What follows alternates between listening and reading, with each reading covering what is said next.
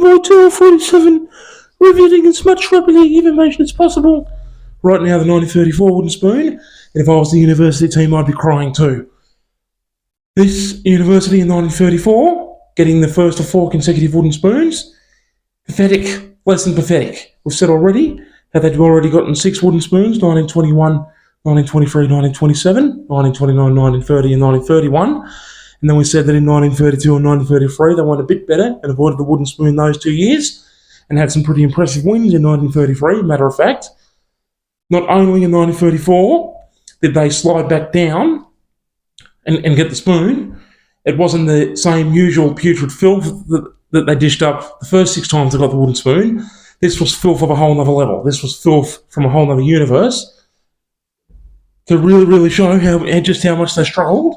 1934, University won in round 1, but then they lost the last 13 games. Obviously, that gave them the spoon. 1935, they played 16 games, lost all of them.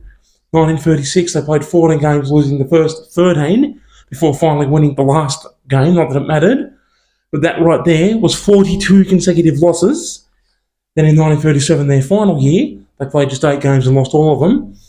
So as well as the 42 consecutive losses, which is obviously the all-time Australian Rugby League record, as you'd expect, as well as that, the last 4 years, they lost 50 out of 52 games, believe it or not. 50 out of 52 of their final ever games.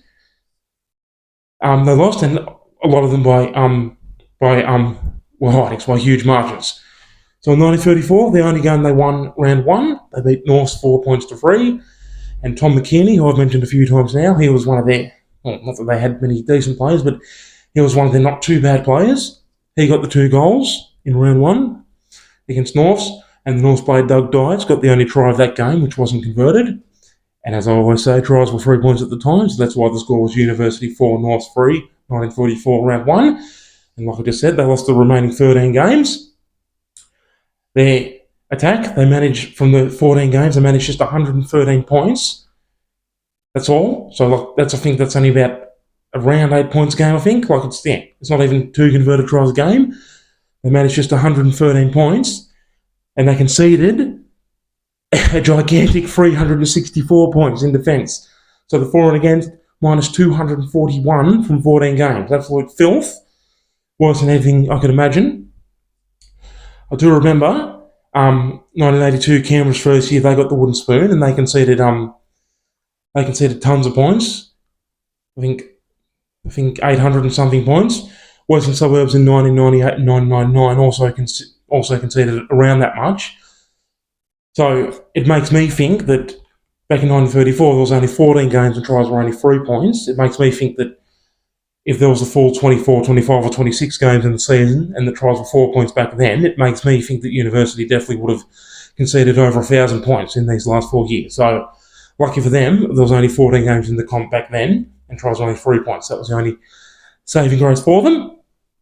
And the most embarrassing moment, well, obviously losing the last 13 games of the season, but in particular, just to highlight it in particular, the round 4 game in 1934, they were walloped by South Sydney, 45 points to 3, with 3-point tries. If tries were 4 points, that would have been 56 points to 4.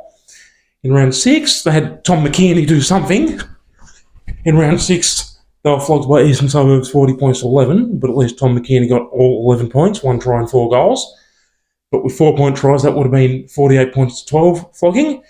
Then in round 8, just to cap it all off, just to cap such putrid, horrendous filth off, after beating Norths in round 1, they played Norths again in round 8 and were humiliated by Norths 46-10, which would have been 56-12 with 4-point tries. So in all the other losses, obviously big margins too, not as big as those 3, but big as well. The standout players, not that you can really call them standout players, Gordon Favell and Jack Gary Spence, they both got 4 tries to be the top try scorer. So the leading top try scorer for University getting just 4 tries each.